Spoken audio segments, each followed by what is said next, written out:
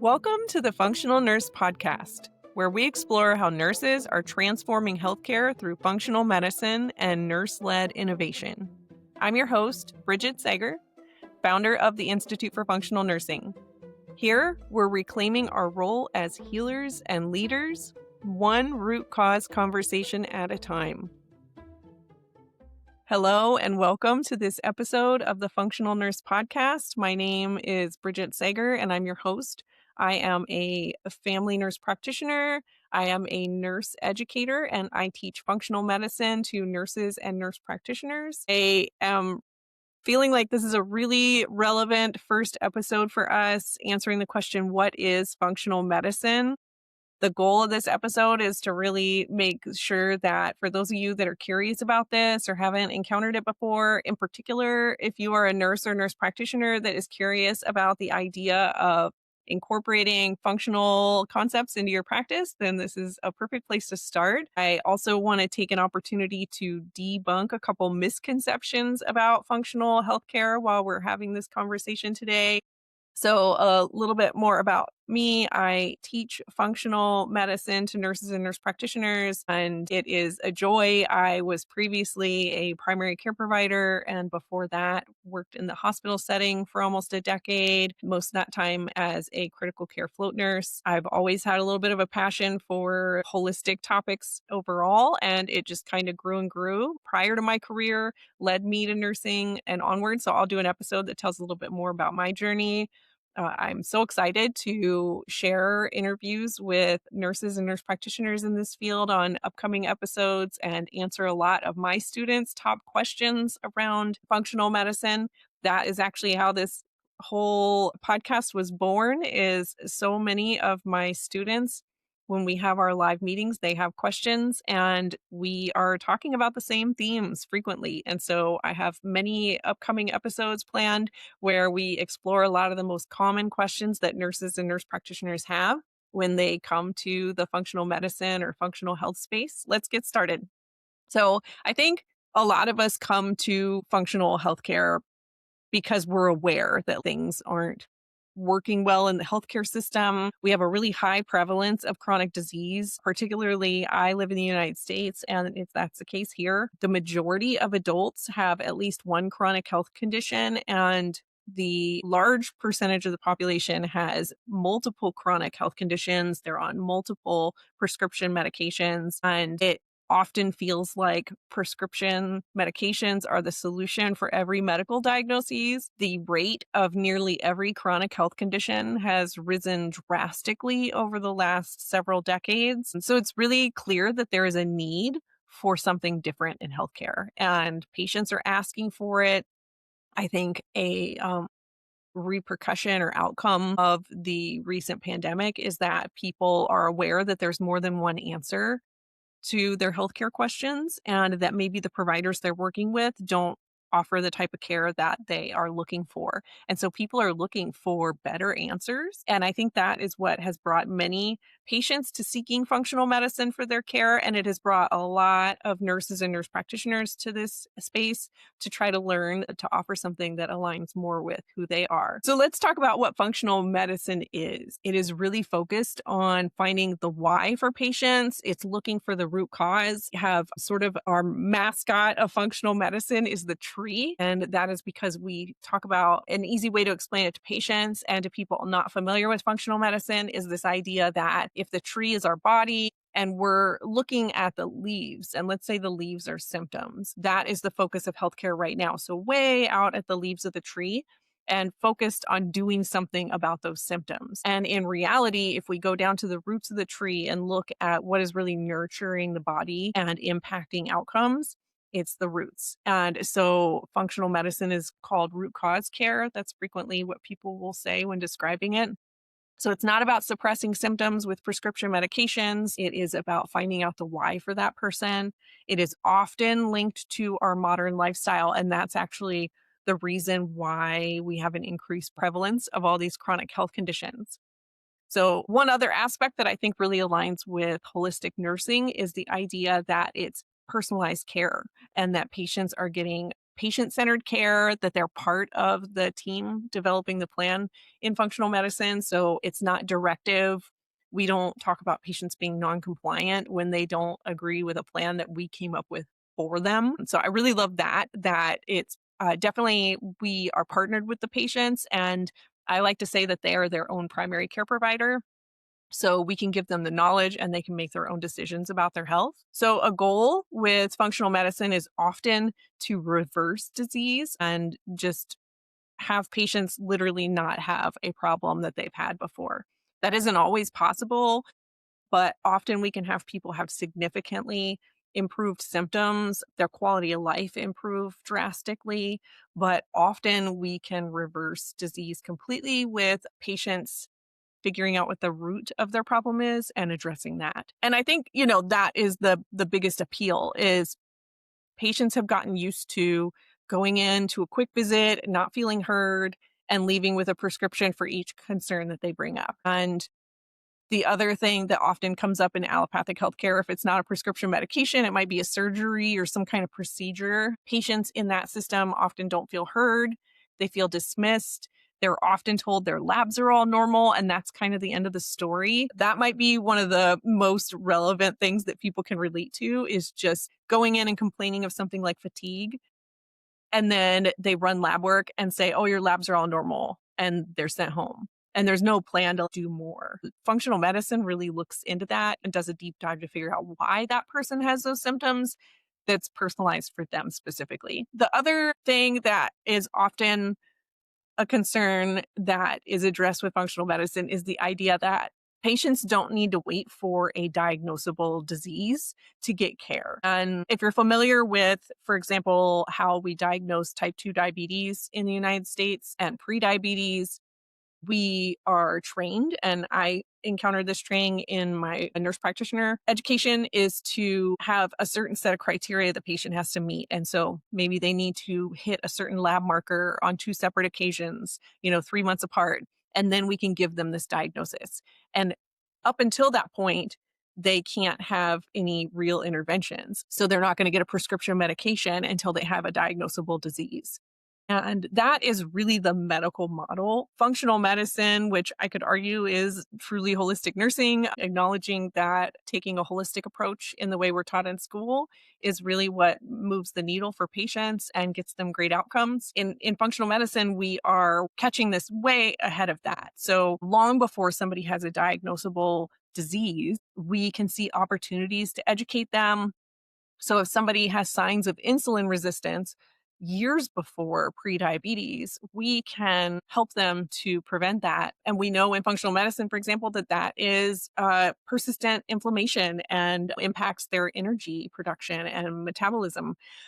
Its opportunity is inconceivable to think of all the things that it's going to do to impact that person's health, to do something about it years before what we typically do. So that's a really common approach in the functional space, is to address concerns before they're diagnosable. Even if somebody does have a diagnosable health condition, we can do a lot to reverse or improve that significantly, which is really exciting. And I think the thing that often happens in allopathic healthcare is if you have a symptom and it doesn't meet the criteria for diagnosis, the symptoms are kind of seen as irrelevant. And that's where that labs are all normal mentality comes from. Patients are told to come back when they get worse, and there is not really a focus on asking why that patient has that health concern. And then it's interesting because in functional medicine, we don't really care what the medical diagnoses are. They can move us along a little bit faster if you're trained in functional medicine to look at a list of diagnoses and see that somebody probably has a root cause related to all of those. But we really don't provide medical diagnoses. That's not the focus, because somebody could have 5 health concerns and 1 root cause, or somebody could have 1 health concern and 3 root causes.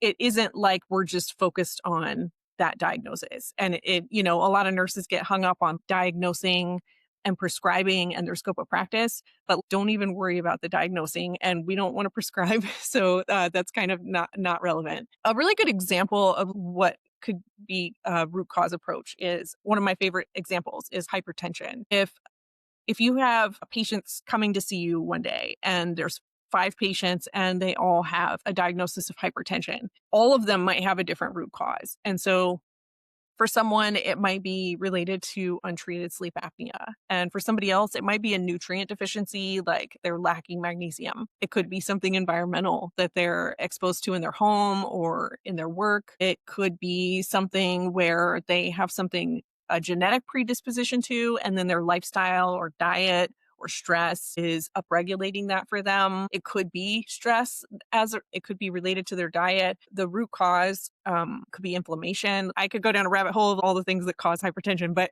the point being that we could, if we only look at people saying, okay, you have hypertension, here's the protocol, here's the first prescription medication that we use for you and you and you, and everybody's basically getting the same plan. Where in functional medicine, we're saying, why do you have hypertension? And why do you have hypertension? And the answer is going to be different for each person. And we do need to learn more about that person and really get their story to understand that better. A big concern that comes up when I talk to nurses about functional medicine is people saying that it isn't evidence based. I'm going to do an episode on this soon because I should talk about it much longer than I'm going to right now. But that really comes from people feeling like we have to have these huge research done. The hypertension example is a really good one, saying that we need to have a study that has 10,000 participants in it, and then we come up with a new protocol based on what we find there. If you look at what I just told you about hypertension and functional medicine, and then you think about that, it's not going to work because those 10,000 people are all going to have different root causes. And we could cohort them maybe. And that is what I think the future is going to look like is we'll say, okay, what happens if we do smaller studies and say, if we have patients that have a diagnosis of hypertension and their screening tool for sleep apnea is positive and they're untreated for sleep apnea, what happens when we treat the sleep apnea? And then we watch that group and we say, oh, their blood pressure improves. Or what happens when we test for magnesium deficiency and we find that somebody is in this percentile for deficiency or what have you, whatever the criteria is that's established. And then we say, what happens when we use a quality supplement that's a sufficient dose and we confirm that it was effective with lab work to address hypertension? What happens to the blood pressure then? So we don't do that in research typically, and we don't talk about whether the supplements were of a good enough quality when we're talking about supplements. We don't necessarily confirm that people were deficient in something. There'll just be a study that's like, does vitamin D impact depression? But are they checking levels of vitamin D? Are the people taking it with a fatty meal? Are they taking it with food at all? Are they taking a quality supplement? Is it bioavailable? Are they rechecking levels? When are they rechecking levels? What is the dose that they're given? That might be different for each patient in that study for it to be effective. So there are a lot of opportunities to validate functional medicine. And I've had people ask me, like, oh, can you show me research that proves functional medicine works? And I feel like the way they word it, they're asking for, like, give me a study that shows me gynecology works. It's a field. So that's not how it works. But when we're talking about if we address nutrition, sleep, stress, lifestyle, toxins, ethics, all these topics that come up in functional medicine, if we look at research of people that had the same root cause, we can, but we can't just do it to thousands and thousands of people that have different root causes. And so that's where the challenge comes in, is like, we have all been taught in healthcare that we want to see really big studies. And we have been taught that the smaller ones aren't very meaningful. Where in reality, I think that's where we're going to have to go in the future if we want to move away from just using prescriptions to suppress symptoms. So another thing that I think is a really fun thing to think about is functional medicine is acknowledging biochemistry. So in nursing school, we learn biochemistry. Physicians learn biochemistry in their training as well. And the bottom line there is we need certain nutrients for cellular function. Different chemical reactions in the body take place, and they require different ingredients, basically. When we lack those nutrients or something impairs that process, if a toxin impairs mitochondria from functioning, things can't take place. And when that systems get overwhelmed, we start to see symptoms. And so functional medicine is really just acknowledging that cellular demand is real. Things that harm cellular function is a valid reason for somebody to have a health concern. And I'm not talking about anything far-fetched out. I'm just saying normal toxins that we're exposed to, pesticides on our food, could harm our cells and make them unable to do their job. And patients will have symptoms from that. So leaning into that and just saying, what's impaired here? What does that process need to function optimally? And how can we make certain that that person is getting everything they need for that process to take place? And that often is just, looking at nutrition, looking at digestion, looking at if they do have exposures to toxins that we should reduce. Functional medicine, I mentioned, is really holistic nursing. And so it's looking at lifestyle, diet, what people are exposed to, be that stress or their environmental health, what they're putting on their skin, in their mouth, on their bodies, what they wash their clothes in. I mean, the air they breathe. There's a lot of opportunities for us to improve our environmental health. So we're acknowledging cellular health, biochemical reactions in the body need certain ingredients to do their work. And there are things that might get in the way of that process. And so that's a big focus in functional medicine. We also look at digestion and absorption and detoxification. So are we eating the nutrients that we need? Are they getting absorbed into the body? Is something impairing that process?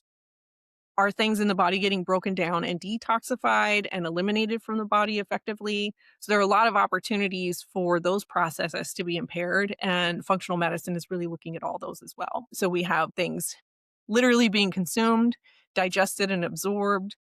Are they getting transported to where they need to be in the body to do the work they need to do? If there is a chemical reaction, they need to be converted to an active form. Is that impaired? And then detoxified as well. So any step there could be impaired in that process, and that can impair function for a patient.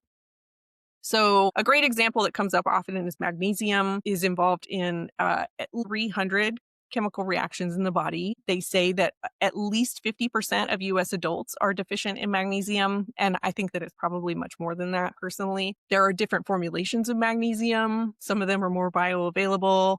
Some of them impact the body in different ways or are more effective. And deficiencies in magnesium can manifest differently in each person. And so I mentioned already the ideas around research around that, but if we acknowledge that our bodies need magnesium to do really basic processes and we're deficient in it, and we replete that and people feel better, that's just really important to acknowledge. And now a quick word about our sponsor, the Institute for Functional Nursing. IFN is the leading education and community platform for nurses bringing functional medicine into their practice. IFN offers everything from short, on-demand contact hour courses to the full functional nursing program, designed specifically for nurses and nurse practitioners ready to practice root cause, whole person care. If you're looking for connection and real-time learning, the Functional Nursing membership includes 4 live meetings every month where we cover case studies and have open discussions and connection. Come be a part of a movement that's redefining what it means to be a nurse. Visit fxnursing.com to learn more and join us. And now back to today's episode. And along those same lines, so if we're talking about magnesium, and then we kind of shift over to looking at the lab work aspect there, reference ranges for lab work are, I'm sure in your career, you've experienced people saying it's in the reference range or it's out of the reference range. So people are being told that their labs are all normal and there's nothing to be concerned about, when in reality, they are not in an optimal reference range. I thought this was really interesting when I learned it, that reference ranges are really just established by the local population. And so the reference range in my community might be different than in your community. And when we say local population, we're talking people that don't have necessarily a diagnosable health condition. So when they create a reference range, it's for people that don't have whatever that is testing for, they don't have that diagnosis. They could be days away from it. And we know most Americans are metabolically unhealthy. So what is that reference range for everything that measures our metabolic health? So in functional medicine, we really look at a different reference range goal for people because we want them to have optimal labs and not just not sick labs. That those are really different. And we can even look at really foundational labs like a CBC or a metabolic panel and identify so much gold for our patients. I have a lot of nurses that don't really work with lab work and they have practices where they're helping patients get really great results. And one of the things that they might do is just have them share labs they've done over the last few years. And the nurse can review that and kind of provide some education for them around maybe some trends and really move the needle for their health. And there's a ton of information in really basic lab work that is overlooked in the allopathic model. And so that's kind of a fun, nerdy way to go down rabbit holes of functional medicine is the testing. And we'll talk a little bit more about testing as well. But first, I wanted to kind of also connect the difference for systems thinking versus siloed systems. And I think that is something that is a big challenge for us as nurses to overcome when we learn functional medicine is that we don't look at the respiratory system, the cardiovascular system, the GI system. We don't compartmentalize things like that. Everything's connected. So it is much more, we call it systems biology, and it's more about everything impacting one another. And so there's very few things. If we say someone's deficient in magnesium or their thyroid isn't functioning optimally, we can connect that to pretty much every body system and say, oh, that would impact this, that, and that.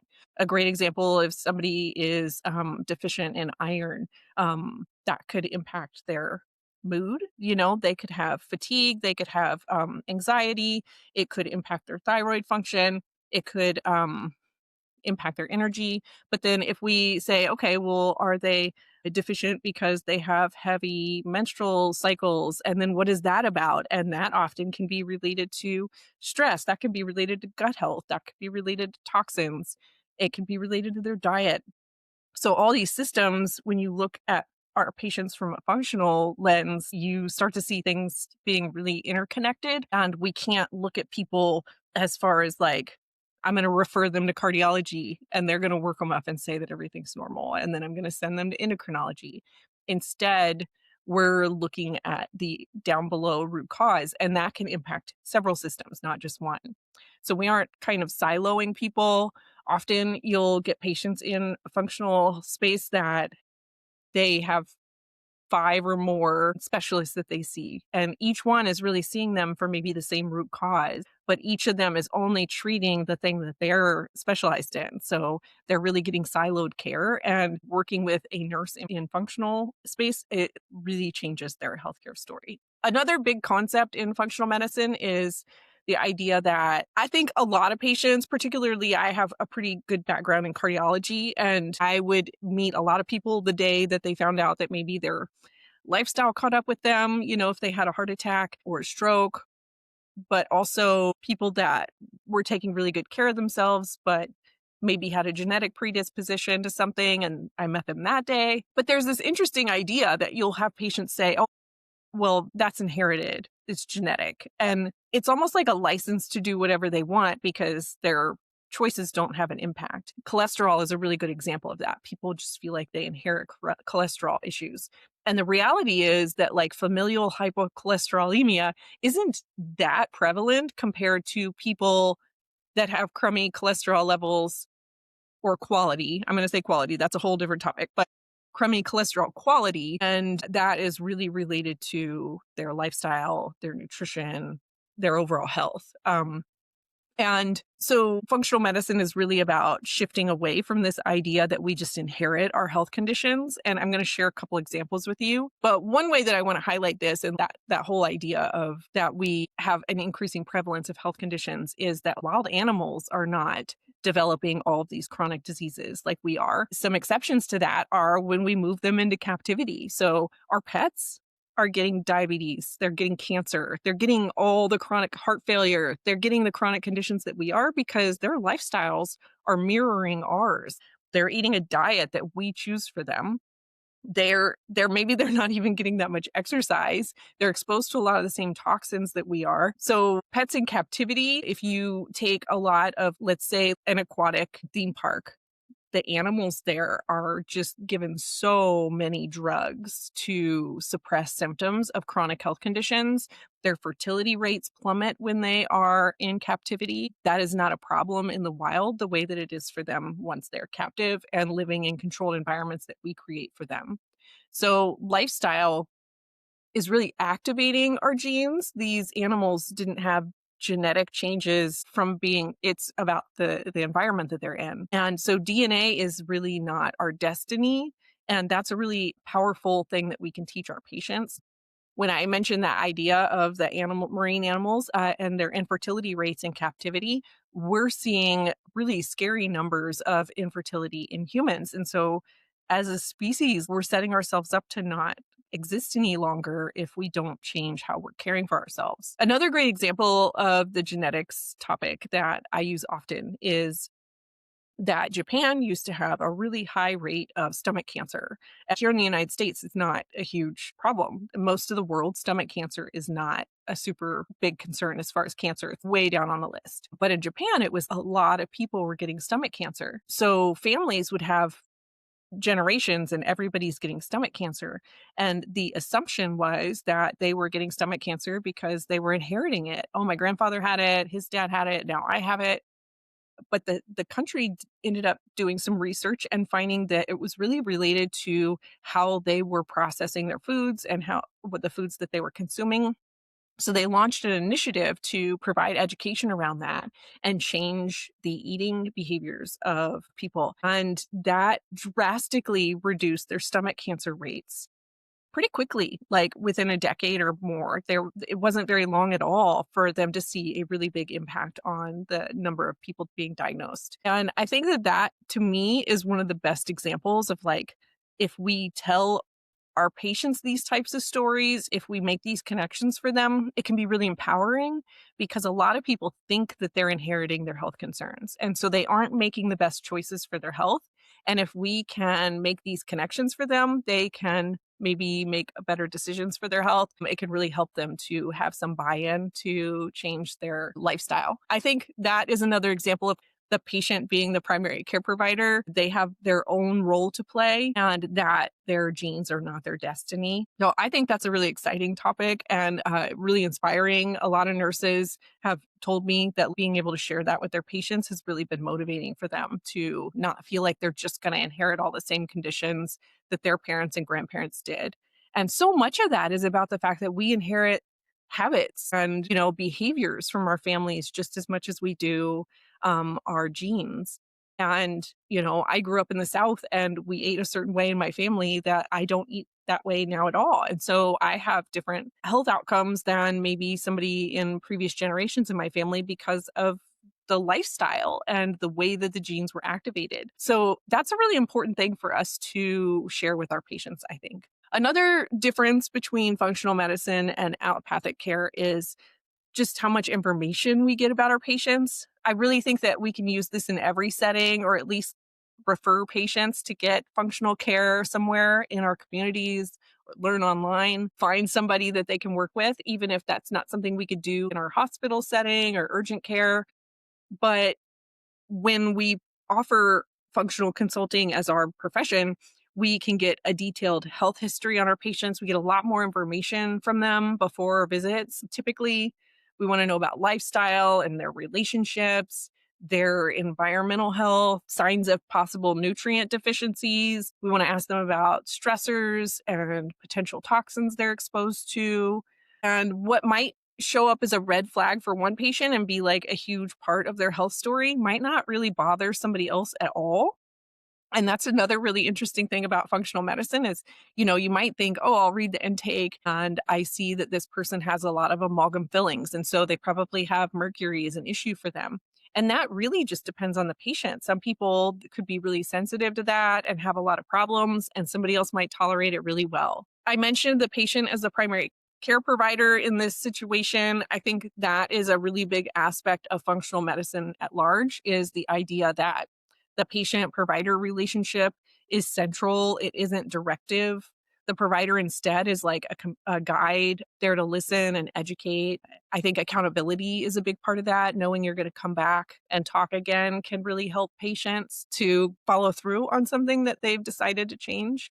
the healing isn't really coming from the provider. And I've even had students say, then, we aren't healers. And I think that's valid. But like, I think if anybody is, we are. But like, patients can heal themselves. It's a really good point. Then we ask, okay, who should be practicing functional medicine? And there are a lot of like people like health coaches, people that have no background in healthcare that are practicing functional medicine. And I will be doing more episodes on just using the word medicine and that concept. But if anybody should be doing this, it should be nurses. That's my opinion. There are people have really wide variations in the training and their background, maybe no healthcare background at all, maybe a high school diploma and a quick week-long online program, and people are saying that they're functional medicine practitioners. Should nurses say they're practicing medicine? I think that you should definitely have the name nurse in your name. I think that's really important. And, we have a lot of undervalued training, and it often I see in nurses that I teach, it takes a little while for the light bulb to go off and really understand fully what functional medicine is, to realize that it really is holistic nursing and how much of this is in an RN scope of practice. I really think that nurses are the natural functional medicine practitioner. There is that branding problem of functional medicine that people think it's really expensive tests and supplements. And I do want to do an episode on that and talk about it more. I really think that if the prevalence of all these chronic health conditions have increased because of our lifestyle, then obviously we need to address lifestyle. We don't need really advanced testing for everybody. Most people can work with a nurse and get incredible results. Our goal isn't to replace medications with supplements. Our goal is to have a food first approach and restore, just optimal nutrition for our patients. I really think that registered nurses are the perfect scope of practice for the majority of the functional approach. And that sometimes you'll have somebody complex or can't figure out what the root cause is and they need some more testing, or they should go work with a specialist. But I really think that we need way more nurses in this space. I think too, a lot of nurses tell me that they feel like they've come home in nursing when they learn functional medicine. And that's how I felt. I think a lot of nursing, we leave school and end up just feeling like we're passing medications, checking boxes, doing tasks. And functional medicine, taking this holistic approach and spending more time educating and talking about the topics that we're really well trained in as nurses, can be really restorative to us as practitioners as well. So we're not replacing supplements for the prescriptions. We are not trying to get a whole bunch of expensive tests. Patients walking out the door with a ton of supplements, or the provider already knowing what tests are going to be done before they ever start working with the patient, is not a personalized root cause approach. We want to address the root. A lot of people are saying they're practicing functional medicine and they are doing IV hydration therapy. They are doing injections. They're doing hormone replacement. None of that is functional medicine. So it might help people, but it isn't functional medicine. If we're truly looking for the root cause, then that person should be leaving that room with a lot of education around lifestyle, nutrition, stress, sleep, toxins. Not all of it at once, not all of it in one visit, but that should be what the focus is on. And so if people are leaving with a ton of tests, a ton of supplements, and not a lot of education, that is not functional medicine. One fun thing about that is within a nurse's scope, it is affordable. A lot of people say functional medicine isn't affordable, but if we are using some old labs that have already been done because somebody got a big workup with their 5 different specialists, we can use those to really help people. We can just talk about what is their lifestyle, what is their nutrition, what is their stress, what are their exposures. We can get a lot of information and move the needle in a really positive way. So people don't need more prescription medications. There is not a deficiency of prescription medications that is, I think, a fallacy in our healthcare system. Mark Hyman often says, nobody has a Prozac deficiency. And I think that's a really valid example of, just this is not a medication deficiency. That is not the solution for everything. So I love that we now have a better way to care for our patients. I just think if every nurse could learn this, our healthcare system would be fixed because, we're the most trusted profession. We get to spend the most time with our patients. Typically, I think being an educator and an advocate is just in our DNA, or we learn it in school. I don't know when it happens, but it's true. We're really skilled at translating complex health information into something that's meaningful for patients, and connecting the why for people can often be the reason that they're willing to take action. So I think that coaching aspect and being accountable, coming back and following up with you, all that can just be so meaningful. So to me, it's just so exciting to think about the future of healthcare, to think about the role that nurses can play in the functional health space. And I just love that functional medicine is really acknowledging how important our role should be in healthcare and in addressing our healthcare system and getting better outcomes for our patients.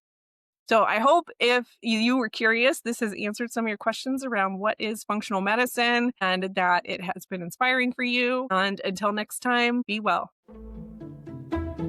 Thank you for tuning in to the Functional Nurse Podcast.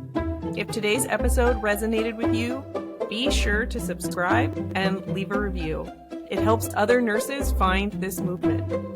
To learn more about our programs and join the community at IFN, visit fxnursing.com. Together, we're not just rethinking healthcare, we are rebuilding it from the inside out.